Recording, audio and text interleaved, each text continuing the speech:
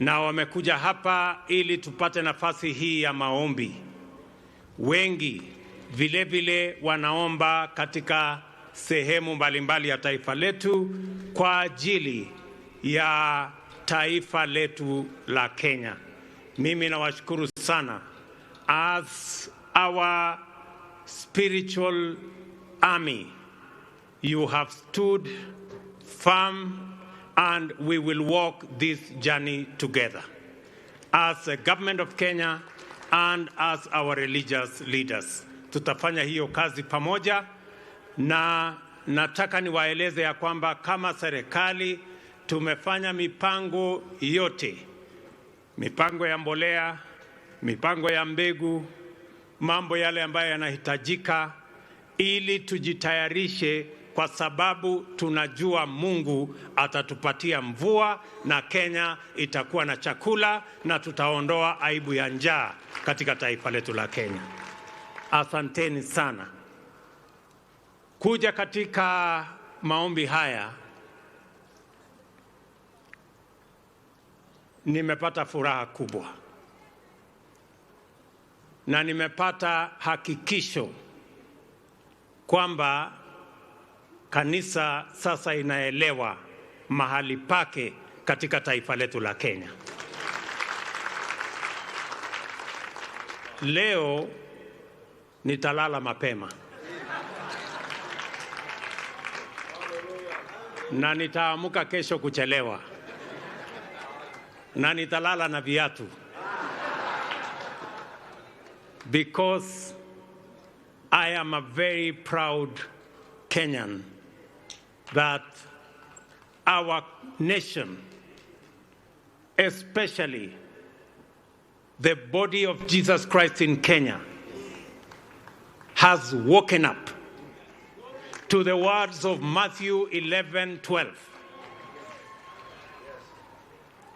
that says, "And from the days of John the Baptist, the kingdom of God suffereth violence, and the violence take it by force." I am very proud that the church has rediscovered its place in the governance of the Republic of Kenya, and that you have come to occupy your place. I was worried pale nyuma wakati niliona viongozi wengi wa kanisa wamenunua uoga, wameambiwa maneno ati kanisa haifai. Watu wengi waliodunisha neno la Mungu, wakakejeli kanisa la Mungu, wakachifanya eti kuna system, sijui kuna deep state, mpaka kanisa ikaanza kuogopa. But today I am happy that the church has come back to the center of the politics of the Republic of Kenya. Vile kitabu ya Zakaria, in Zakaria 4, verse 6, the word of God says, "It is not by might, it is not by power, it is by the Spirit of God." And I want to say, without fear of any contradiction, it is not by the power of the deep state, nor by the might of the system. It is by the power and the Spirit of God that this nation is going to move from this level to the next level. Let me also say that God has opened the doors for our nation. I want you to know, because I speak from a position of knowledge, our nation, the doors in the financial systems in the international community were closed for our nation.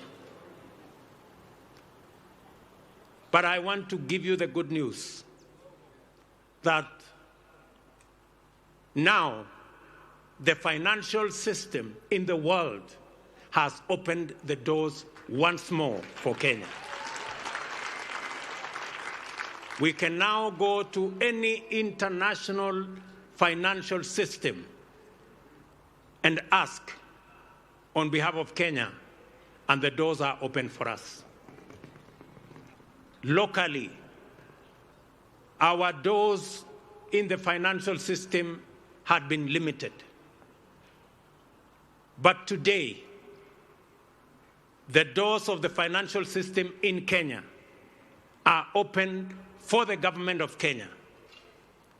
And today, we are getting from those financial markets more than we need.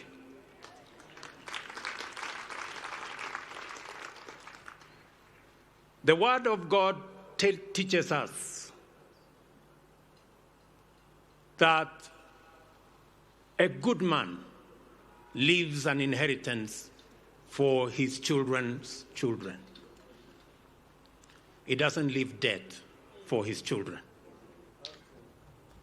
We had accumulated too much reckless debt. And I want to say, with a lot of humility, that as Pastor Lai said, we will pay our debts. And we will make this country debt-free, because we need to leave an inheritance for our children's children. And so that the words of Proverbs 13 and 22 can come true for our nation, that we are going to leave an inheritance for our children. And as a sign that that is indeed the case, we decided to pass the law in 2014 so that we can build a strong foundation for savings in our country. That law has been from one court to another. And so that you know, God has opened the doors for Kenya. Last week, the court made a final determination. And today, we have opened the door to savings in our nation. The NSSF law now guarantees that every citizen will save 6% of their salary, and every employer will save 6% to accompany that of the employee, so that we can build savings for our nation and create an inheritance for our future and for our children's children. If you are in any doubt as to whether the doors of Kenya, God has opened them, I want to give you that confirmation that indeed our doors have been opened. And in any case, let me also remind you, many people may ask, how is this going to happen? I also want to remind you again of what the scriptures say in that Proverbs 13:22. Part B says, and the wealth of sinners is stored up for the righteous. So we are not only going to work hard, but you know where we will get the extras.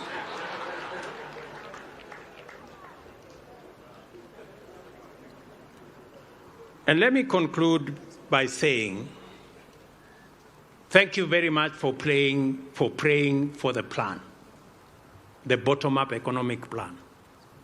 Kwa sababu niliwaambia ya kwamba hii agenda tumetoa kwa Biblia. Ukisoma Zaburi, Psalms 113 mstari wa 7 na 8. Neno la Mungu linasema Mungu humtoa mtu mnyonge mafumbini na humfanya fukara na maskini mpaka wakaketi meza moja na wafalme. That is the story of our nation. Kenya will be lifted up, and I want to thank you for praying for the plan so that we can lift all our citizens, and Kenya shall be a country of plenty. Kenya shall be a country that we are going to lend and not borrow. That is the nation that we all look forward to.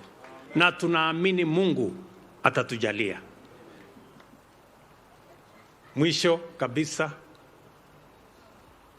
nimeona askofu wetu Lai na askofu wengine wakisema pale kwamba kuna makelele, kuna shida, kuna wengine pale wanafanya hii, wanapanga hivi, wanapanga vile. Lakini mimi nawauliza, mbona nyinyi ni watu wa kusahau? Mbona hamkumbuki maneno ya Nehemia?